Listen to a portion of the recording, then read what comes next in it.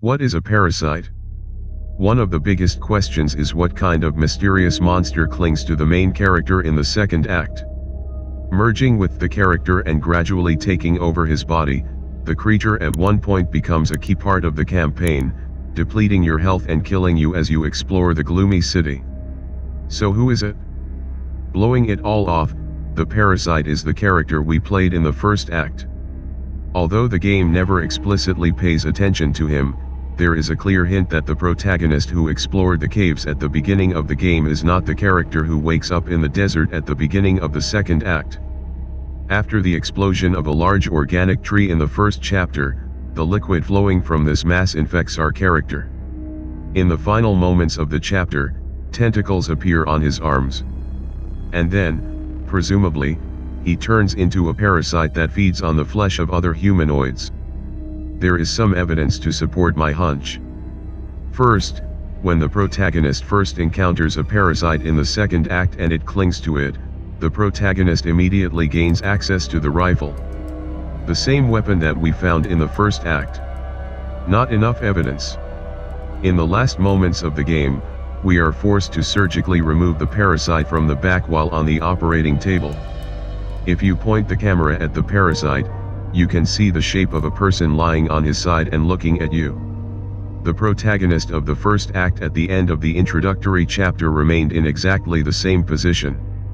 Scorn has other hints as to what the parasite is. For example, you can recall the fact that the main character in the second chapter needs a special wrist implant to open doors. But in the first act, we picked up such an implant by another character. Putting all this evidence together, it becomes obvious that the parasite is a character from the first act. What happened to the city?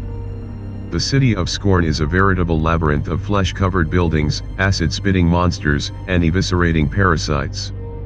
Not the friendliest place in the world, is it?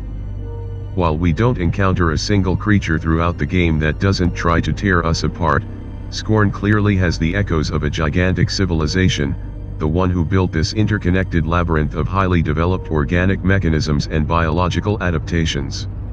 While this has never been fully confirmed, it definitely gives the impression that the city, built entirely of organic materials, fell victim to some kind of rapidly growing infection. Mutated organisms sprout from every wall, parasites roam the tunnels, and gigantic artificial structures are cluttered with masses of flesh.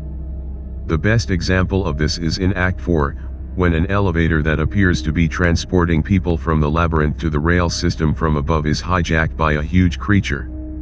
As a result, you had to penetrate the monster and take the elevator up, breaking through his brain. This world is essentially one large organism, and it appears to be infested with a parasite that is slowly devouring it. The end of the game. What is the meaning of Scorn? In the fifth act, the protagonist will try to get out of the underworld and get to the surface using the railway system. It's still an ominous place, but it doesn't seem to have been affected by the infection, or anything else, like the underground part of the world. Upon entering the palace, you will see dead bodies hanging from the totems surrounding the central room, and the roof is covered in other flesh. This is the least of your worries, although the lab below contains mutated embryonic fetuses, automatons with grenade launchers, and 2 pregnant humanoids that the player eventually transfers their consciousness into. This palace appears to hold important answers to questions about the protagonist's enigmatic goal. After collecting 2 vials of blood, pouring them into a pair of pregnant bodies, and successfully ripping off the parasite from the back, the protagonist will return to the central room of the palace and sit on the mysterious device. It will perform a surgical operation, severing his flesh and tying his mind to the general consciousness from above. Once the protagonist is connected to the roof, he will be able to control the pregnant bodies, using them to open the human flesh doorway and climb out. What does this tell us about the previous civilization? There is little evidence, but this chapter contains the best clues to what happened to the people who lived here before we arrived. The dead bodies in the central chamber seem to have once been just like us. These people underwent the same procedure as the protagonist. There are also wires sticking out of their heads, connected to the mass that covers the palace. Voluntarily or not, the former inhabitants of this place left their bodies, connecting their brains with the general mind of the hive. As the lab shows, the idea of mind transfer has been at the forefront of civilization research. During the game's final battle, you place embryos with fetuses in the automatons found in the palace's laboratory, and two of them take control of a separate body. Obviously, the idea was to be able to take control of a stronger body, which is what the protagonist does at the very end when he controls two pregnant humanoids. Was it planned by the former civilization? Some kind of ethereal rebirth, or perhaps a journey to an entirely new world through the portal we see at the very end? Or did they decide to leave voluntarily, and the world they created just rots and collapses in their absence? It's not so obvious, but the protagonist seems to have some kind of plan until the last moment.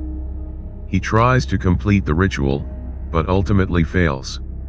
Given that we see quite a few hive mind bodies in the central room, it seems that some of the people did succeed. The theme of Renaissance before putting it all together, it's also worth noting the game's unyielding focus on resurrection. When the protagonist of the first act loses consciousness and plunges into the liquid, we move into a new character who crawls out of the cocoon by pulling the umbilical cord out of himself. It's like he was reborn. Then in the first act there is a minecart puzzle. We need to remove a living egg from the wall, break it and use a helpless creature that we, in fact, forced to be born in a new world for it. Meanwhile, the entire Parasite story arc is centered around rebirth. The monster clings to us and tries to take over the body, trying to be reborn. Then we get to the palace, the parasite is separated, and the main character is reborn as two pregnant hosts. However, the parasite returns, consuming the protagonist and causing him to be reborn as part of a shared being. Rebirth is obviously one of the game's key ideas, as much of Scorn revolves around the cycle of life, death, and rebirth. What does all of this mean?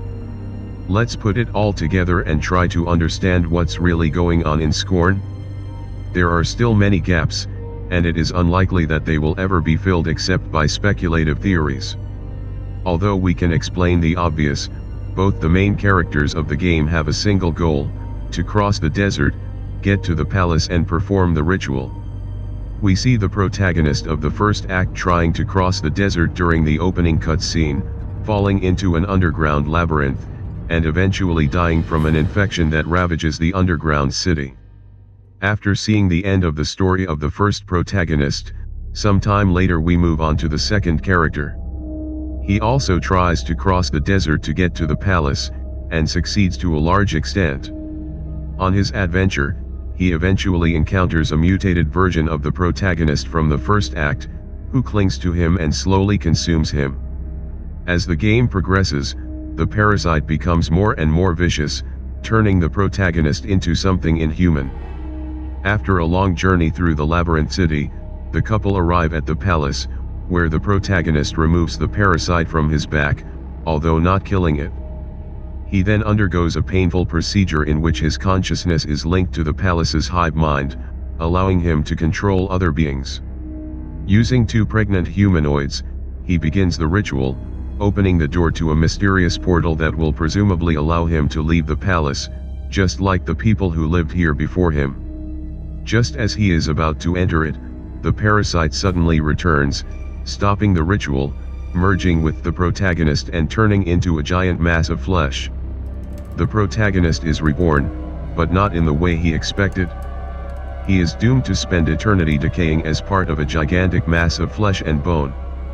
Such a schedule.